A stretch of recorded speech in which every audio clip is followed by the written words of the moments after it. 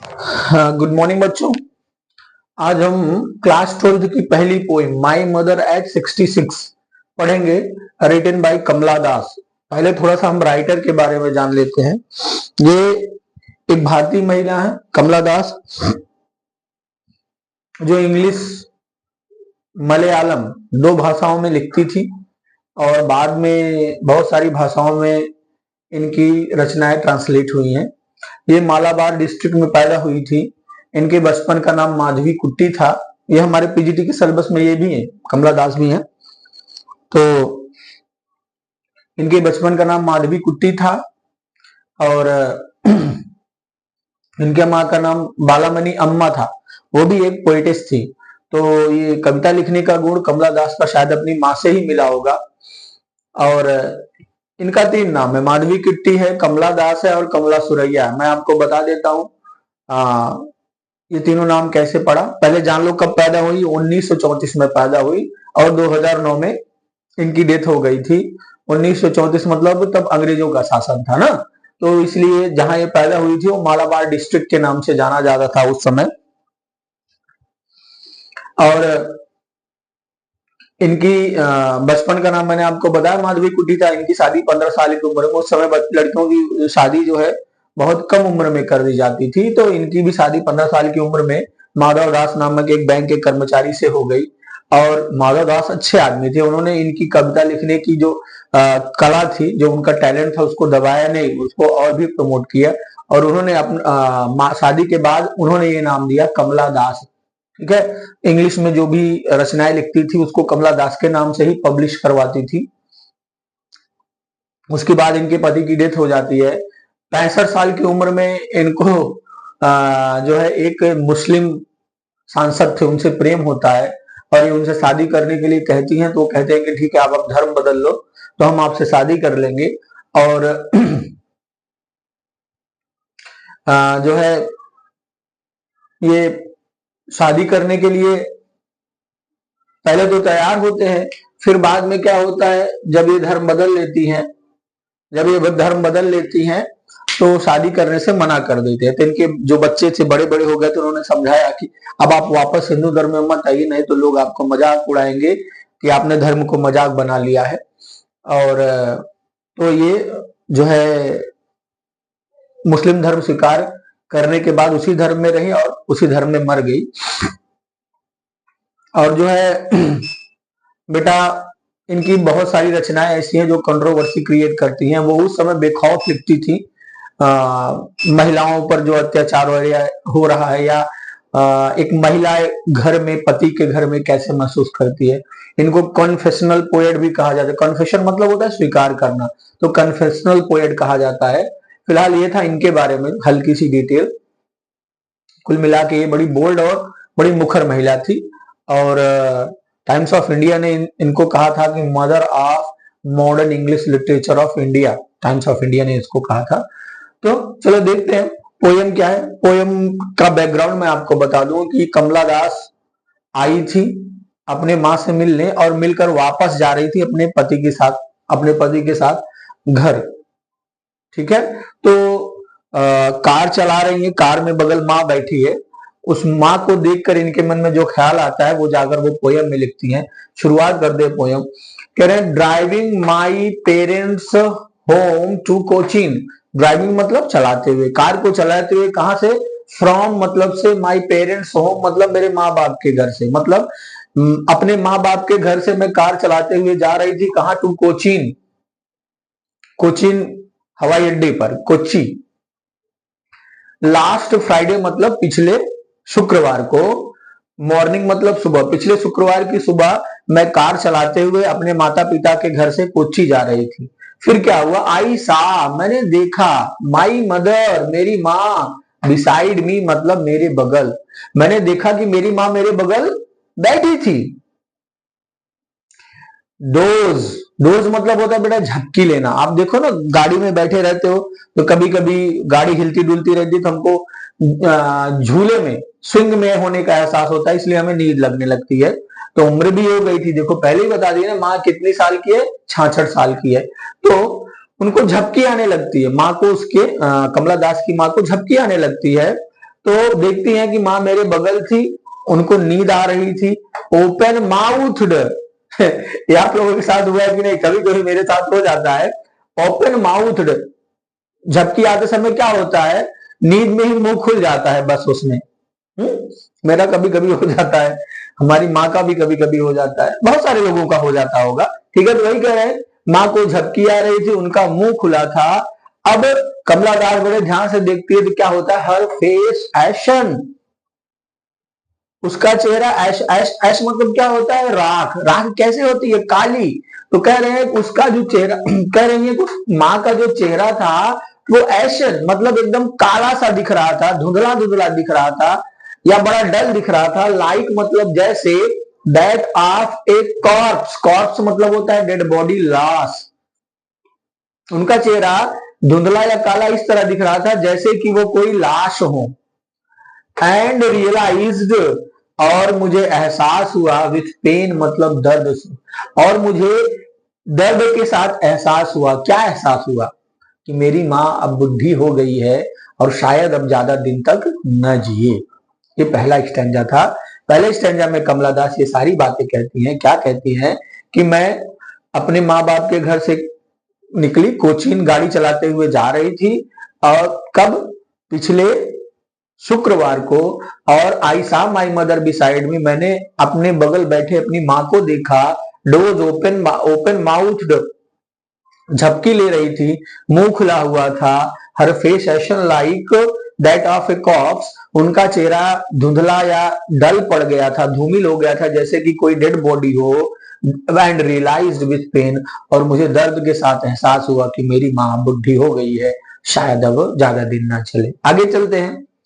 That she was as old as she looked, but soon put that thought away, and that, अब यहां realised के आगे से पढ़ते हैं, realized with pain that she was as old as she looked. दर्द के साथ एहसास क्या हुआ, कि she was as old as she looked, वह उतनी ही बुढ़ी है जितनी की दिख रही है। ठीक, दर्द के साथ मुझे एहसास हुआ कि जितनी उम्र है उतनी ही बुढ़ी दिख रही। मतलब अभी मैंने आपको बताया ना कि कमला दास को मां को देखने के बाद यह एहसास हुआ कि जो है मेरी माँ उम्र के साथ क्या हो गई है, अब बूढ़ी हो चली है, बुढ़ी हो गई। इसलिए कह रहे हैं ना, she was as old as she looked, वह उतनी ही बुढ़ी है जितनी की वह दिखती थी।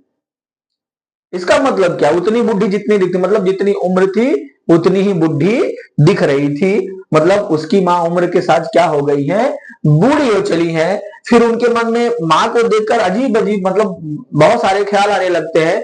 उन ख्यालों को रोकने के लिए क्या कहती हैं, बट सून मतलब लेकिन जल्द ही, put that thought away, put मतलब रखना, दैट थॉट मतलब उस विचार को, अवे मतलब बाहर, उस विचार को अपने मन से बाहर निकालने के लिए मैंने क्या किया, एंड लुक्ड आउट, मैंने बाहर देखा, एट यंग ट्रीज, छोटे छोटे पेड़ों को, स्प्रिंटिंग, स्प्रिंटिंग मतलब दौड़ते हुए।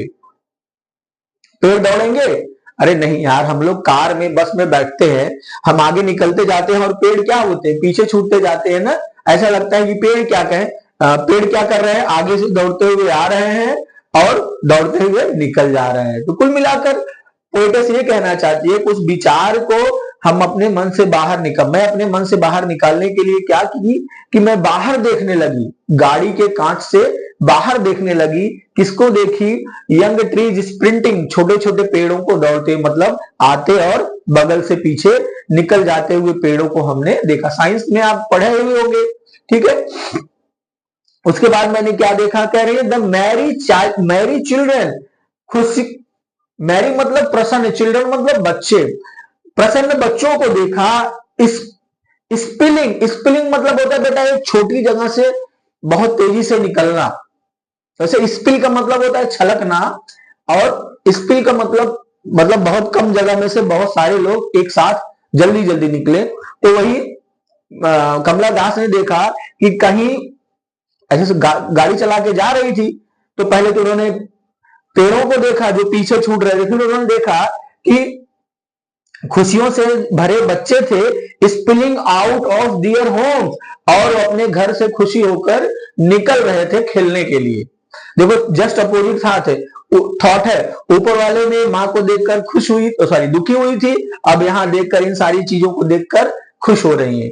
ठीक है, तो वही पोएटेस कह रही है कि लुक्ड आउट, मैंने बाहर देखा, एट यंग ट्रीज, छोटे छोटे पेड़ों को, स्प्रिंटिंग मतलब दौड़ते हुए, मतलब पीछे जाते हुए, द मैरी चिल्ड्रन, और प्रसन्नचित्त बच्चों को देखा, spilling out of their homes, वो अपने घर से बाहर निकल रहे थे दौड़कर खुशी से खेलने जाने के लिए। फिर आगे कहती है बट आफ्टर द एयरपोर्ट, लेकिन एयरपोर्ट से सिक्योरिटी चेक, एयरपोर्ट पर सिक्योरिटी चेक होता है ना, आप जानते हो, बैग चेक किया जाता है, आपकी आईडी पासवर्ड, ये सॉरी वीजा पासवर्ड, ये सब कहीं बाहर जा रही होंगी, ये सब चेक होता है। ठीक है, तो कह रही बट मतलब लेकिन, आफ्टर मतलब बाद में, द एयरपोर्ट मतलब हवाई अड्डे के, सिक्योरिटी मतलब सुरक्षा, चेक मतलब जांच पड़ताल। ठीक है, हवाई अड्डे के सुरक्षा की जांच पड़ताल के बाद, standing a few yards away, standing मतलब खड़ी थी मैं, खड़े होकर, स्टैंडिंग मतलब खड़े होकर, अ फ्यू यार्ड्स मतलब कुछ कदम, अवे मतलब दूर, आई लुक्ड मैंने देखा, अगेन मतलब दोबारा, एट हर मतलब उनको, किनको, मां को।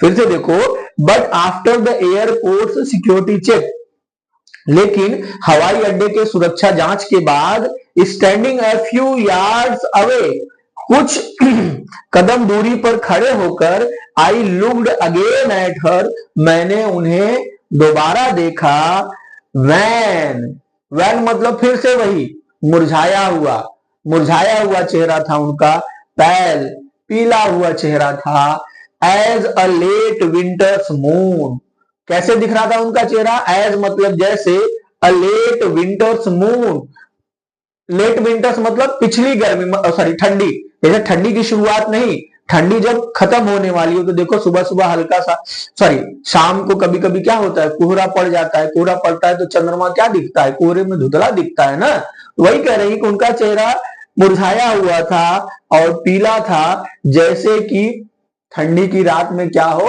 चंद्रमा कोहरे के कारण ढक गया हो और क्या दिख रहा हो, धुंधला दिख रहा हो। एंड फेल्ट, जब मैंने देखा उनके धुंधले चेहरे को, तो पोएटेस कह रही है एंड फेल्ट, और मैंने महसूस किया, that old familiar act, old मतलब पुराना, फेमिलियर मतलब जाना पहचाना, एक्ट मतलब दर्द। अब पुराना और जाना पहचाना दर्द क्या होता है बेटा, देखो बेटा हम लोग जब छोटे रहते हैं, जब 3-4 साल तक, 4-5 साल तक, तो माँ हमें सबसे प्रिय होती है ना, अगर माँ कहीं छोड़ के चली जाती है तो हमको दुख होता है, हम उसी को ढूंढते हैं ना। तो वही कह रही है कि जब मैंने दोबारा उनके चेहरों को देखा, जो मुरझाया हुआ था और पीला हो गया था, जैसे कि ठंडी की रात्रि का चंद्रमा हो, तब मुझे वह पुराना दर्द महसूस हुआ, पुराना वो बचपन वाला दर्द, माँ के चले जाने पर जो होता था, वो दर्द उनको एहसास हुआ कि शायद अब मेरी माँ ज्यादा दिन न चले, मुझे छोड़कर चली जाए, और फिर से मुझे वो दर्द मिले, इसलिए कह रहे हैं मुझे वो दर्द एहसास हुआ। आगे बताती भी है, माई चाइल्डहुड फियर, मेरे बचपन का डर, यहां ना, and felt that old familiar act, मैंने वह पुराना जाना पहचाना दर्द महसूस किया, माई चाइल्डहुड फियर, जो मेरे बचपन का क्या था, डर था। वही बचपन में माँ को छोड़कर जाने से बच्चे क्या होते थे, क्या होते हैं, डर जाते हैं ना। तो वही कह रही है कि अब इस समय जब मेरी माँ 66 साल की हो गई, अब ऐसा लग रहा है कि ज्यादा दिन नहीं चलेगी, तब मुझे वही पुराना दर्द एहसास होने लगा कि शायद अब मेरी माँ हमें छोड़कर चली जाए। फिर आगे कहती हैं, but all I said was, लेकिन, बट मतलब लेकिन, ऑल मतलब जो कुछ भी, आई सेड मतलब मैंने कहा, वॉज मतलब था, मतलब जो कुछ भी लेकिन जो कुछ भी मैं कह सकी वो क्या थी, सी यू सून अम्मा, सी मतलब यहां पर देखना नहीं, मिलना, सी यू सून, सून मतलब जल्दी, अम्मा, कमला दास ने अपनी मां से कहा कि मां मैं तुमसे जल्द मिलूंगी। अब ऐसा क्यों कहा कमला दास ने, ताकि माँ में थोड़ी सी जीने की इच्छा आ जाए। हम लोग क्लास 9th में एक लेसन पढ़े थे ना, द लास्ट लीफ, उसमें जॉन्सी क्या करती थी, उसके मन में जीने की इच्छा खत्म हो गई थी, इसलिए उस पर दवा कोई काम नहीं कर रही थी। तो आदमी के अंदर जीने की इच्छा जब बनी रहेगी तो दवा और आदमी ज्यादा दिन तक जी सकता है। तो इसीलिए शायद कमला दास ने कहा अपनी माँ से, सी सून अम्मा, अम्मा मैं तुमसे जल्द ही मिलती हूँ। फिर all all I did was, और जो कुछ भी मैं कर सकी वो थी smile and smile and smile, मैं केवल मुस्कुराई मुस्कुराई और मुस्कुराई। देखो बेटा, जब इंग्लिश में जब किसी भी विचार को, किसी भी भावना को हम बहुत ज्यादा व्यक्त करते हैं, उस पर्टिकुलर भावना वाले शब्द को 3 बार रिपीट करते हैं। यहां पर बेटा मुस्कुराने का अर्थ 3 है। पहला क्या है? पहली स्माइल का मतलब ये हो सकता है कि कमला दास को एहसास हो गया था कि शायद अब दोबारा मां से मिले ना, ठीक। और दूसरी मुस्कुराहट का ये अर्थ है कि वो बहादुर दिखाने की कोशिश कर रही है अपने आप को, कि माँ के सामने वो थोड़ी सी रोए हुए ना, ताकि माँ को दुख ना हो। स्माइल मतलब ये तीसरे स्माइल का अर्थ है कि नॉर्मल सी मुस्कुराहट की, ये तो जीवन है, ये तो चलेगा, ये लोग आएंगे लोग जाएंगे। तो कुल मिला के कमला दास लास्ट लाइन में कहती है, ऑल आई डिड, मैं जो कुछ भी कर सकी वो क्या था? Was smile and smile and smile, मैं केवल मुस्कुराई और मुस्कुराई और मुस्कुराई। ठीक है, ये थी हमारी पोयम। अब हम आपको बता देते हैं इसमें कौन सा अलंकार मतलब फिगर्स ऑफ स्पीच यूज हुआ है।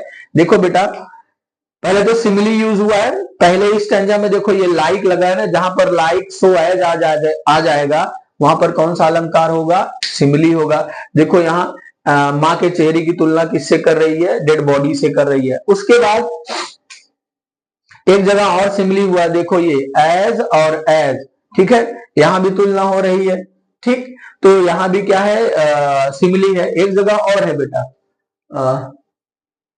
हाँ यहां देखो, her at her wan pale as a late winter's moon, फिर से माँ के चेहरे की तुलना किससे कर रही है?